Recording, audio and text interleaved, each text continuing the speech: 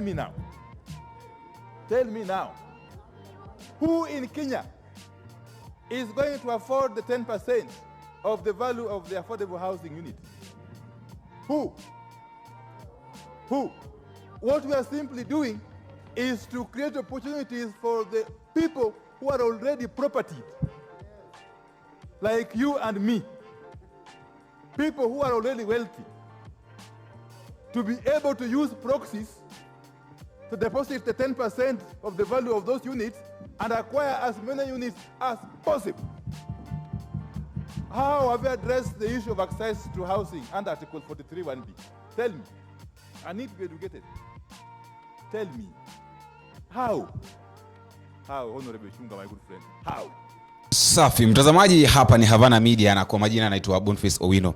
Ikiwa ni mara ya kwanza ambayo tunakutana, ningeomba uchukue sekunde yako moja ama zako mbili uende kwa subscription area, ufinye subscribe button, ulike na ushare, na kisha mambo itakuwa sawa.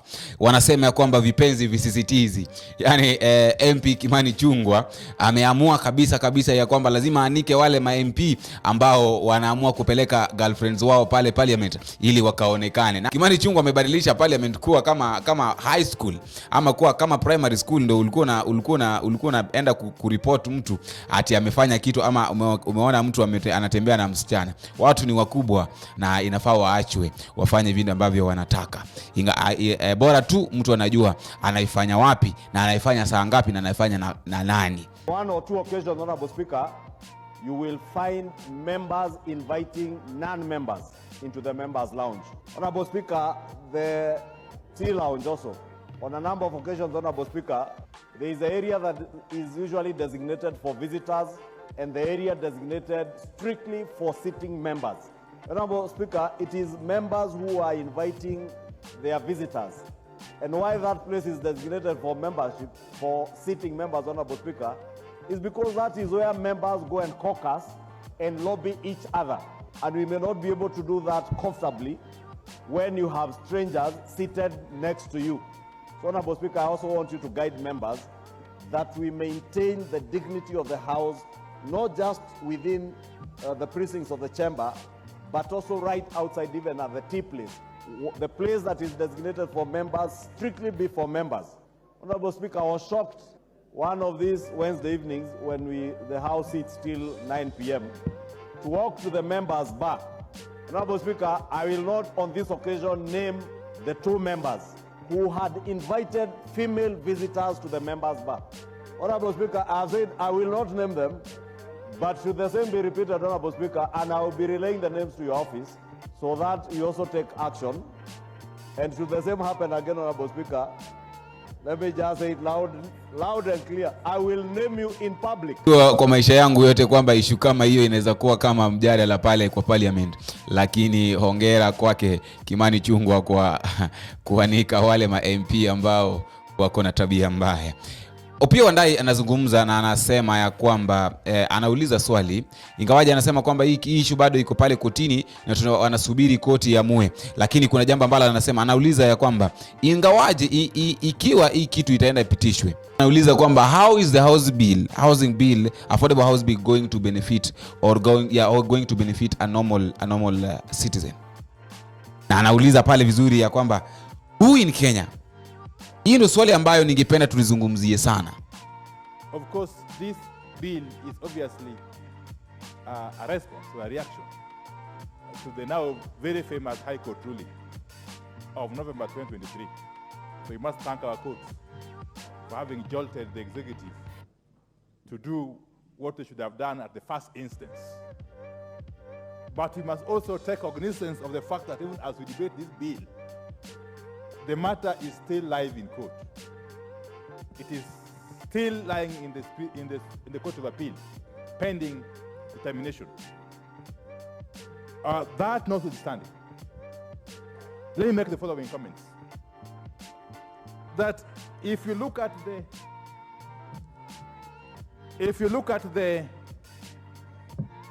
bill, the introduction to the bill itself, it states categorically that this is an act, that a bill for an act of parliament to give effect to Article 43(1)(b) of the Constitution to provide a framework for access to affordable housing and for connected purposes. The Speaker, from the outset, the question one would want to ask, and to ask repeatedly, how on earth is this bill once, if it is passed and it becomes law, how is it going to contribute to the realization of the right under Article 43(1)(b) of the Constitution? Mr. Speaker, it might be important for me to just read Article 43(1)(b) for the benefit of members who may not have their Constitution with them, the copies of the Constitution with them. Mr. Speaker, at Article 43(1)(b), the Constitution requires or dictates that every person has the right to accessible and adequate housing. Every person has the right to accessible and adequate housing and to reasonable standards of sanitation. And if you want to understand clearly how this bill is not solving the problem, is not addressing the matter of the realization of the right under Article 43(1)(b), you simply go to the paragraph at page 21-26 of the bill itself. The paragraph dealing with eligibility criteria and application procedure for affordable housing units. But before I go there, let me now thank the authors of this bill. I wish you could allow Honorable Chunga to listen to me. Let me thank the authors of this bill for having come out now clearly that, unlike what we are being told, unlike what was being sold to us through the now infamous Finance Bill 2023, that it is now clear in this bill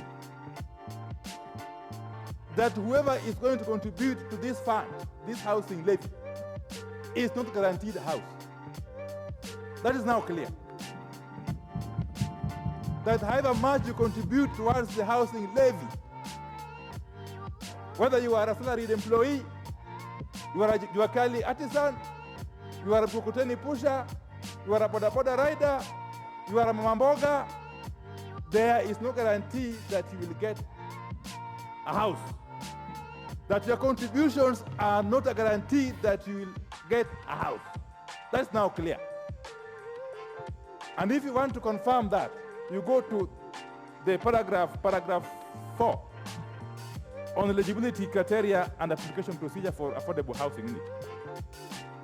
A person qualifies to be allocated an affordable house unit if that person is a Kenyan citizen who is at least 18 years of age and holds a Kenyan identity card. And it goes on. But what is more curious is at paragraph 31(2)(a). An application made under subsection 1 shall be accompanied by proof of requisite deposit approved by the relevant agency of at least 10% of the value of the affordable housing unit being applied for. Now, tell me now, who in Kenya is going to afford the 10% of the value of the affordable housing unit? Who? What we are simply doing is to create opportunities for the people who are already property, like you and me, people who are already wealthy, to be able to use proxies to deposit the 10% of the value of those units and acquire as many units as possible.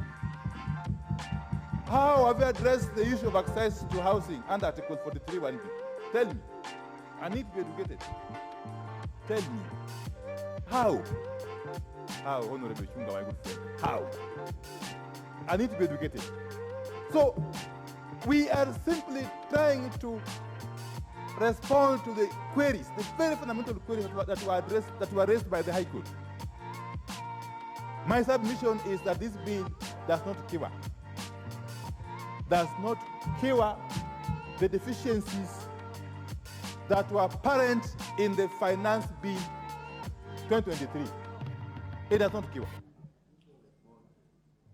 Mr. Speaker, you must also understand that in this country, even those people who may want decent houses to be able to move from their current dwellings, the shanties as we call them, may not be able to, as a result of other competing needs for the little money that they have. So what then should have happened? And this is something we have said over and over.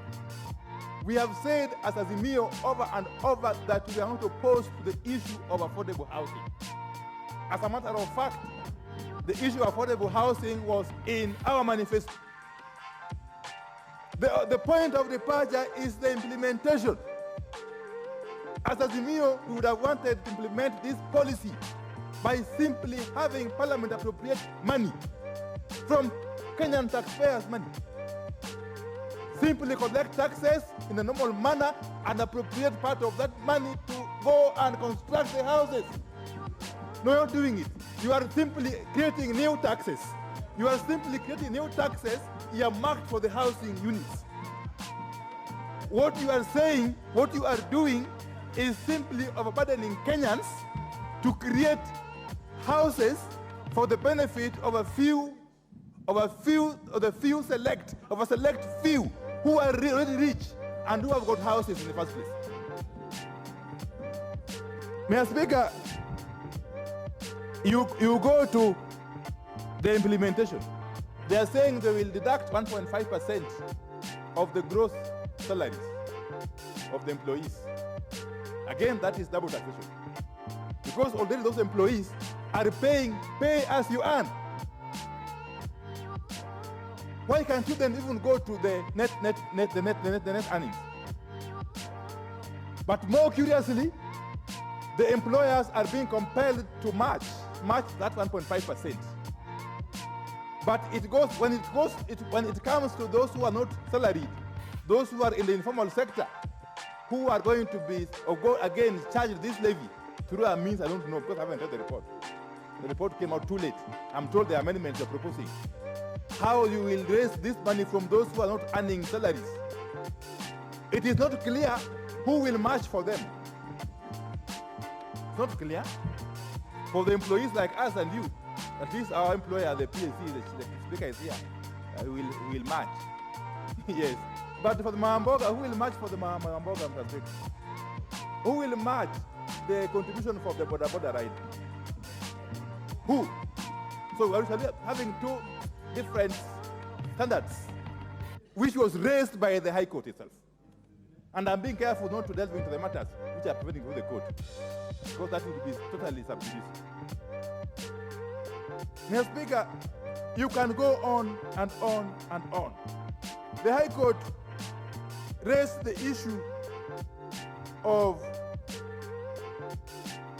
Article 10, Subarticle 2 of the Constitution on national values, especially the matter of participation of the people. I've heard my friend Johan Ngeni eloquently say that he went to Kisumu, he went to Nakuru, he went to Garissa, and people were happy. People were welcoming them with claps and cheers, that they want houses. They were singing, Hosanna, Hosanna. The houses have arrived. Mr. Speaker. Mr. Speaker, I didn't see the movie. In my own county of Ziaya, I didn't see them. Mr. Speaker. In my own constituency of Ugonja, I didn't see them. So, how was this public participation conducted? To be able to satisfy the very rigorous requirement under Article 10, Subarticle 2 of the Constitution. How? And remember, there was also a court ruling earlier on the issue of public participation, when the court declared our public participation notice as unconstitutional. Okay? You need to learn law, some law, for you to understand that, honorable buyer, yeah. Yeah. Mr. Speaker, it has not been demonstrated how this public participation was effective. Okay? Finally, Mr. Speaker, because I want to leave space for my colleagues to also contribute. Let me say this, and I want to repeat, that the affordable housing policy could be a good idea. But we seem to be in a hurry. We seem to be in so much in a hurry to have it implemented. Question that I would like is to talk about. Ningependa tuzungumzie sana hili swala la who in Kenya is going to afford the 10% housing bill if it's not creating opportunity for the wealthier people to become more wealthier, for the rich people to become more richer. Who in Kenya is going to benefit? Yani nani kwenye nchi yetu ya Kenya? Na hiyo ndio swali ambayo pia Wandayi ameuliza na akasema kwamba aelezwe tu. Hata na mimi mtazamaji ningependa tu hata na wewe unieleze, ama ningependa na wewe tu hata uniambie. Who in Kenya is going to benefit from the 10% housing bill levy that is going to be deducted after building the houses for Kenyans? Initially, we know that the building houses is like a project for helping Kenyans. But how can you help a Kenyan by deducting 10% from what he's paying on the rent?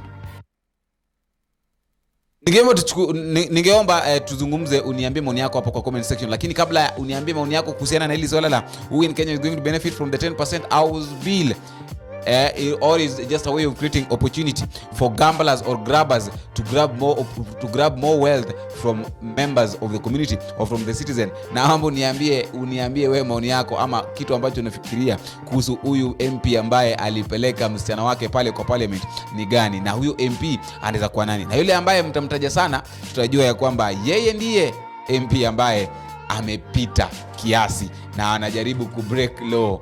Na ikiwa ni mara ya kwanza ambayo tunakutana, naomba uchukue sekunde yako moja ama zako mbili uende kwa subscription area, ufinye subscribe button, like na ushare, na kisha mambo itakuwa sawa. Na ikiwezekana naomba tukutane kwa video ambayo inafuata. Mimi wako Boniface Owino. Bye bye.